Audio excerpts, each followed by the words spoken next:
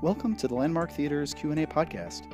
In this podcast, you will hear a discussion with director Lenny Abrahamson and star Brie Larson from the film Room, moderated by Greg Ellwood from Hitfix, recorded at the Landmark West LA.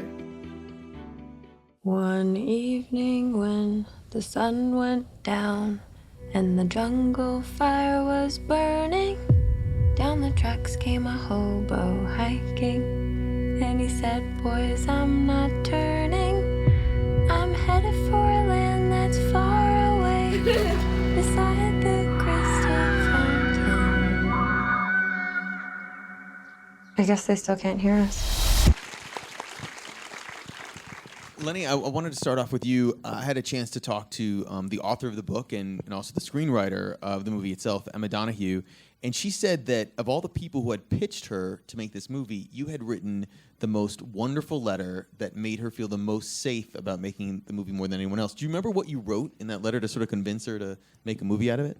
Well, it was pretty long, so I kind of remember the thrust of it, which was, I thought of it more as a spoiler letter for other pitches. So I tried to describe. I try to say things like, people will try and say the following, but that would be a disaster, thinking that will cut out loads of the competition.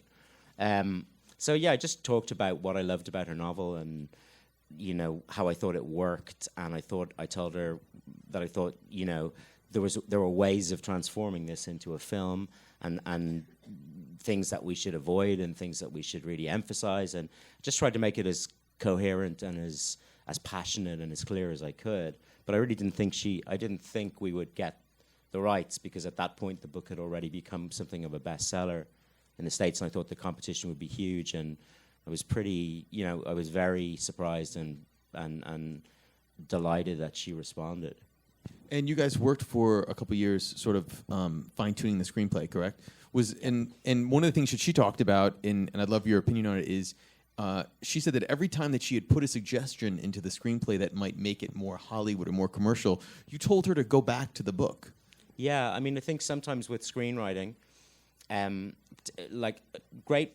met novelists and playwrights who, when they start screenwriting, think suddenly that you've got to obey a whole load of rules. I mean, it's when they're writing their novels or their plays, there's a kind of free creative flow, and then they go, yeah, but there are rules about screenwriting, isn't that right? There's this, there's a second act midpoint, and there's a, this is how it works. And I think that's restrictive, and usually it's better to just tell the story as vividly and as well as you can, and to find shapes that are maybe not so conventional. So yeah, I encouraged her in some areas to put things back from the book that she felt she was going to have to lose.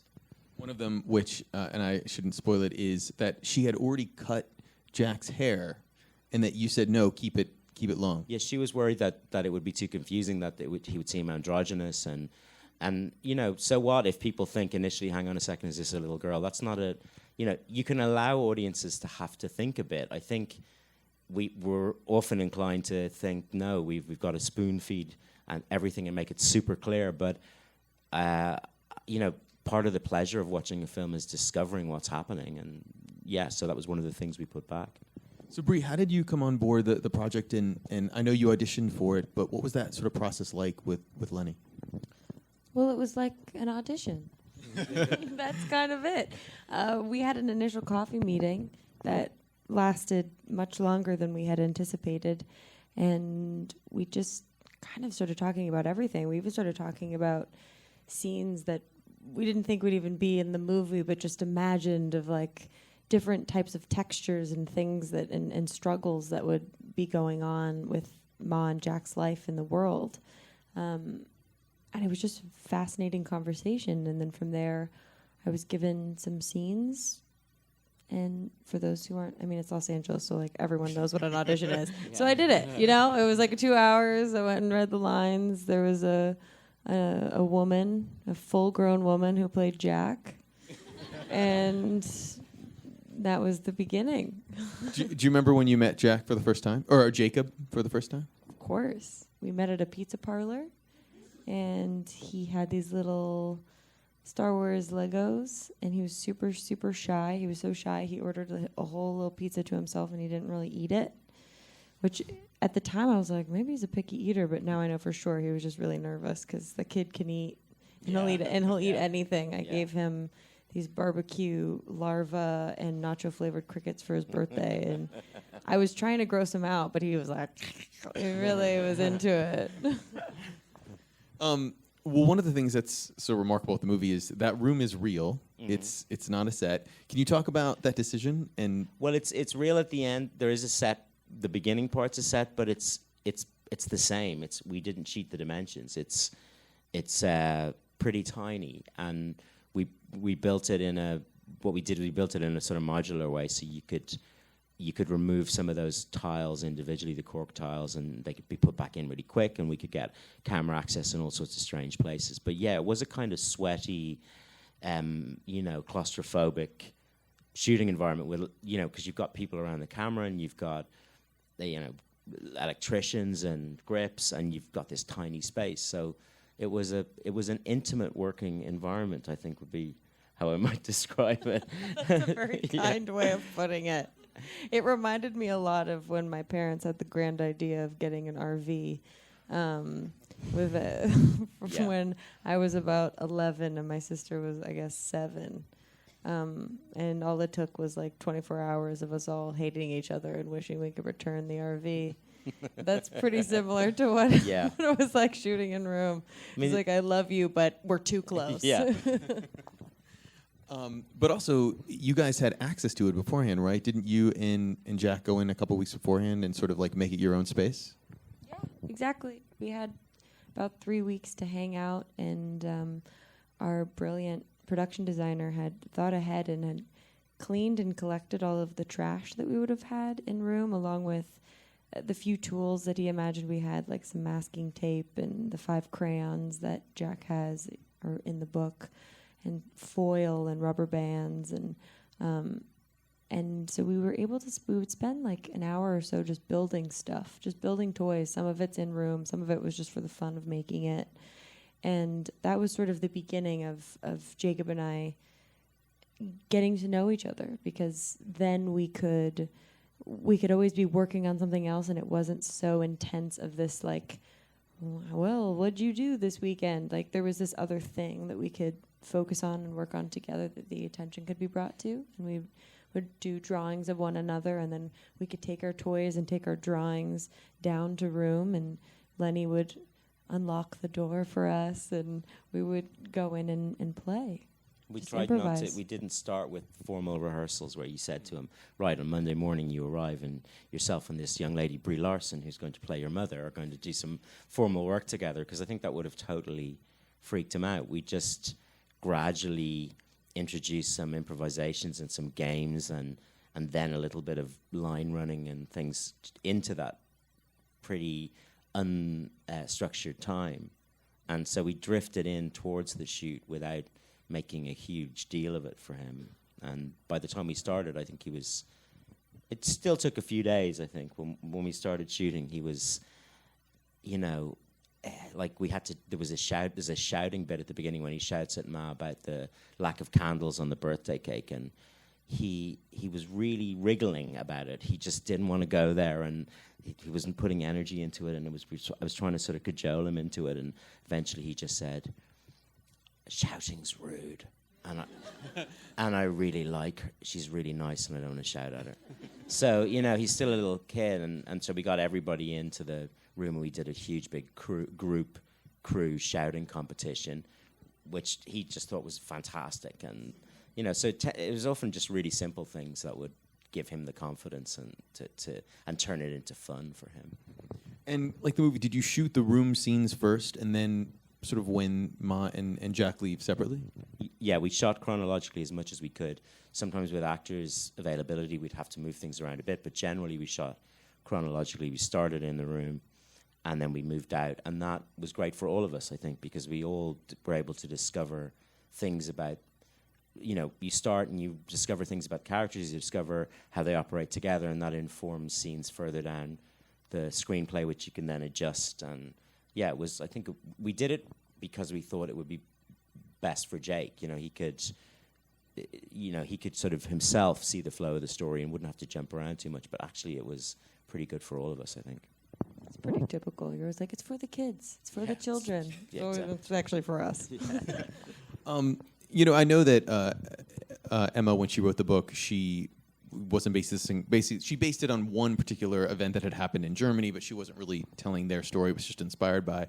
I'm curious for both of you, did you do any research on your own in terms of some of the women over the past 15 years or so who've been kidnapped and then they sort of escaped? And was that helpful for your performance at all? Was that helpful for the themes of the movie? Yeah, I must have spent, I think I had 7 months of, I can't remember the exact timeline, but I think about 7 months of prep before. I just remember that it had hit 9 months by the time we did the escape sequence, which really creeped me out because I felt like the escape sequence was such a birth that it was weird that I had the full incubation period. Ooh, subconscious is weird. But we went in every direction possible. And talking with a trauma specialist who was so lovely and helpful and incredibly generous with his time and was able to really help us with one huge aspect, which was understanding that Ma wouldn't be dealing with the traumas of Room until she was safe at home. That was a huge realization for both of us and really helpful. And then I read a lot about sexual abuse in particular and kind of, reading as much I could and then getting really depressed about it and then reading more and then getting depressed about it again. And you start to see some of the commonalities and some of the things that are more typical responses or ones that you think make sense for Ma and how she would be responding to it and things that I kind of wanted to make sure texturally were in her performance. And then I mimicked some of them in my own way of staying at home as much as I could and staying out of the sunlight. I went on this very small restrictive diet, and all of these things were very hard and brought me closer to her in so many ways. But every time I got closer to her, what our job was to take those feelings that I was even getting tastes of and taking the stories that we had read and learned about these actual cases and put them in universal terms so that they became a reference point to moments in our own lives. Instead of it, we didn't want to make a movie that was like, this is perfectly and exactly and honestly exactly what it's like when for these girls to be trapped in a room. It's a metaphor. It's taking an element that we've heard of, this spectacle, this bizarre thing that we think that is so far away from our life, and taking and bringing it into terms that feel like a life that we've lived. Yeah. And actually, just to say about Brie, something that I noticed was really actors are people with such a kind of natural empathetic sense, so that talking about a character like Ma, we sort of had a lot of freedom with her because in the book you only glimpse her through Jack's description, whereas here we get to really see her and be in her world as well. But you could see Brie every time I would come over here after a month or 6 weeks. Without her even really knowing it, she really was changing, not in some kind of total way. She was still absolutely present, but you could just see her trying on the psychology and the physicality of Ma, and just there was you sort of became a much more concentrated, tougher, held in person towards the point where we were about to shoot. Yeah. Oh yeah.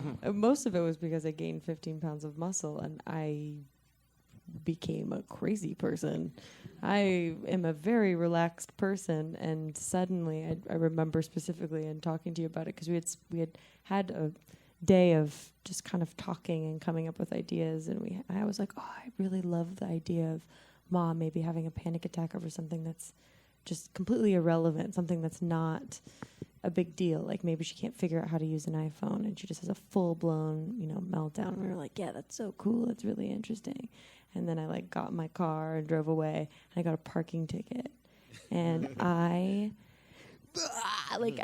flipped out at that guy, started screaming at him, telling him that he was wrong, and I can't even replicate it now because I don't have that 15 pounds of muscle. And I'm like, I'm sorry, but I wish that I didn't have this parking ticket now, is how I would normally say it. But I to the point where I had a full panic attack in my car, and I freaked out, had a panic attack, was calling my mom, was like, I got a parking ticket. And then immediately called Lenny and was like, oh my God, I'm experiencing the movie in my actual life. It's a pretty common thing that happens because your brain, it's a similar thing as if you decide that you see 11:11 all the time. Your brain wants to help you out by seeing things. So you can't help but in the process of going down the pathway of trying to get to know the character and trying to get to know the story, it's suddenly you see it in the world. You see it everywhere. Well, you sort of alluded to it. Is I'd spoken to you a couple of weeks ago, and you had talked about the fact that it was harder to do the scenes outside of room than it was inside. What was that like for Jacob, who's clearly seeing this person he knows as an adult, but sort of as maybe a little bit of a maternal figure just because of the time you're spending together? What was his reaction to you being so distant, sort of once you guys were outside of room? Did he think I was distant? I feel like we were still best pals the whole time. I mean, he would get confused by certain things because part of Lenny's job is there's some of it is restraint. So telling me certain aspects of what is happening in the story, but not telling me everything, and then perhaps telling the police officer something else in the example of our reunion scene. So I was just told, go to your mark behind where room is, and I want you to, when someone taps you on your shoulder, you're going to run out, and this is you breaking free, and I want you to find Jack. And I had no idea what the police cars were. I didn't know which police car he was in. I didn't know any of that. But Lenny had also told the police officers, he didn't tell them what I was going to do. He just said, this woman's going to run out, and you need to do everything you can to make sure you get a jacket on her and sort of calm her down and restrain her and help her get to her son. And so you have these two beautifully conflicting things. So I didn't really know because I had so much adrenaline. I didn't remember this, but I bolted out, and I have no shoes on, and it's snowing, and the police officers go to put a coat on me, and I was punching them and hitting them and screaming at them and cursing at them and asking them where my son was, and they're like, oh, we don't know what the heck is going on. and then I slipped and fell on the ice, and they tried to help me up, and I was batting them off again and kept running down the way, and then didn't know which police car he was in, and then I wasn't told that the door was going to be locked, and the frustration and upset of that, and I dove in the police car so fast that I hit my head, and I got... this is just most intense cathartic moment of my life. Couldn't believe that this thing was coming out of me. And we're in the, I get him back in the police car, and I'm, holding him, and he says, can we go back in room? And I'm like, oh. And then we yell cut, and I'm catching my breath going, whoa, what the heck just happened? I felt like I'd been possessed. And he pushes off of me right away. He's like, wait a second, I don't get this. You just saw me 10 minutes ago. Why are you so upset about this? And that's the brilliance, I think, of the comedy, the pure comedy of making this movie, which was there was some real intense, traumatic things going on, and then there's this child that just has zero idea that it's going on, and was constantly singing Jackson 5 and being sort of Brie, why do you look like you're in a bad mood? This is all fun. We're playing. Isn't it cool to cry? I just learned how to do that too. I'm going to use it on my mom tomorrow. Do you ever do that? It's he didn't get it. And just about that quick scene, was that one take? No, we did it a number of times. I mean, just to put Brie, and it was also about -11 or something when we did it. But what sometimes happens when you're making a film, and it's interesting, is that first time, that's the one, and but then really good players like Brie can, then they have the muscle memory for it, and then the same shapes come out. So you kind of learn it and find its patterns in the first one where you really don't know what's going to happen. But then, we probably did that about 4 or 5 times because some of those. It was a while. I feel like we did it for hours. Yeah, I mean, it was tough. Without your shoes on every time? Yeah.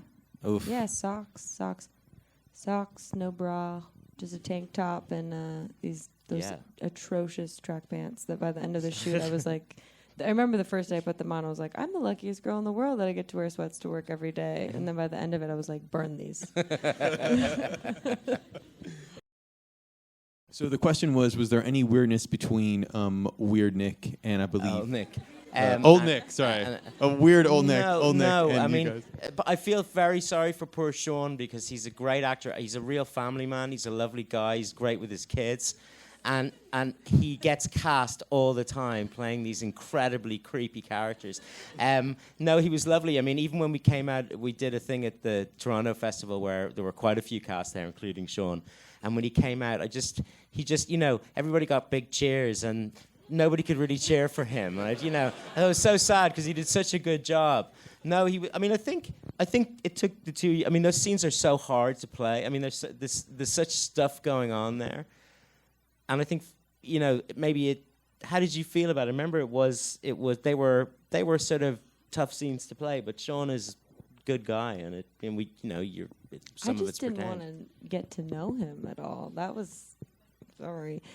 I just didn't, I just wanted to kind of shut him out. It's interesting. It's an interesting thing. And even at the premiere, I still had this thing where I was like, sorry, I don't know if I can make eye contact yet. I'm not ready. But it's weird because I feel like so much of my job becomes, you kind of like, you have to feel it. You like transcend time and space, Yeah. and it becomes this sort of like lucid dream that that is sometimes kind of hard to shake. Well, I even noticed it with Bill Macy. He did not want to talk to Jake or really get to know him because he was kind of having to get himself into this mode where Jack meant something really tough for him. So I think I'm going to have to cast Sean as some cuddly kids film where he plays Santa Claus. Maybe we should do like a buddy film, like a buddy cop movie That's together. a good idea. To make up for all the times that really I didn't sit idea. next to him at lunch because I was too scared. What were some of the biggest worries you guys both had taking on the project? If it would be good.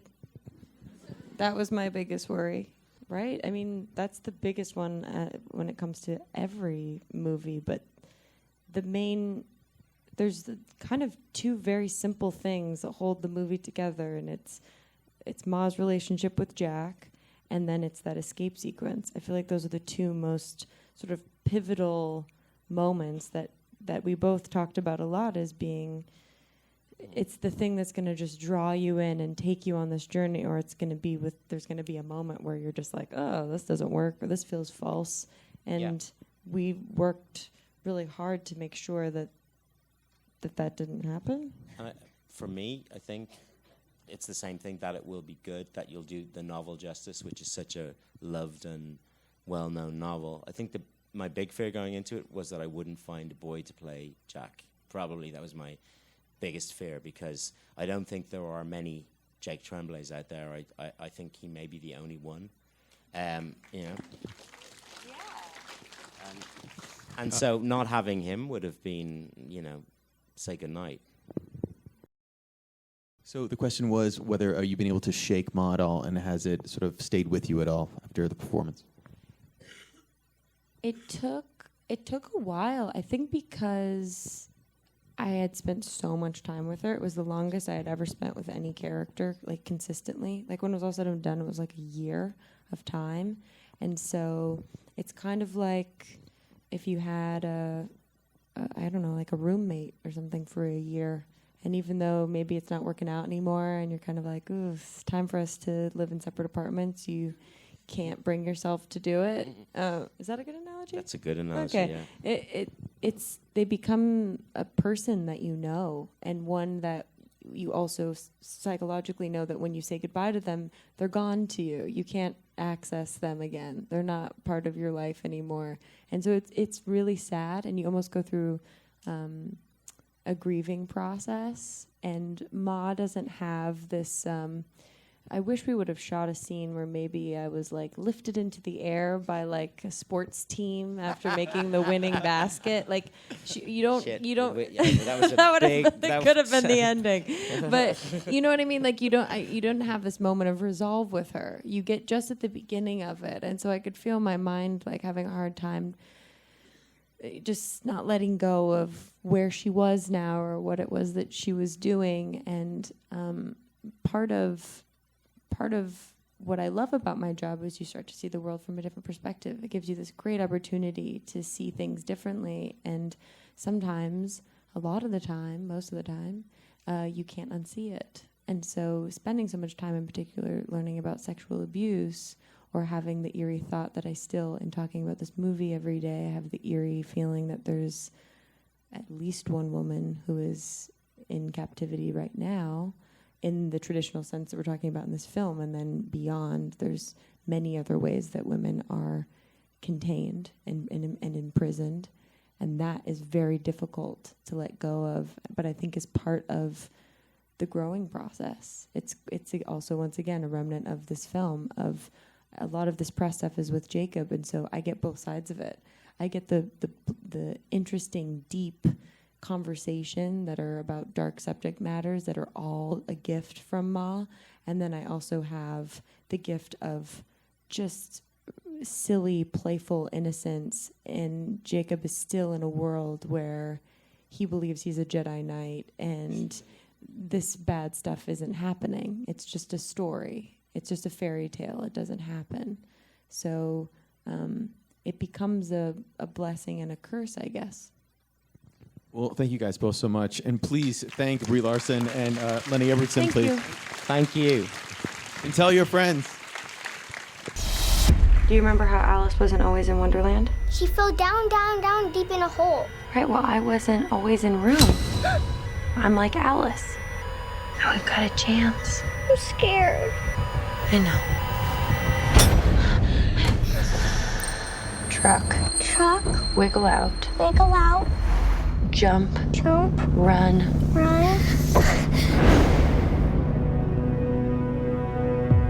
In the big rock candy mountain, there's a land that's clear and bright. I'm headed for a land that's Thanks for saving our little girl. beside the crystal fountain. You're gonna love it. What? The world.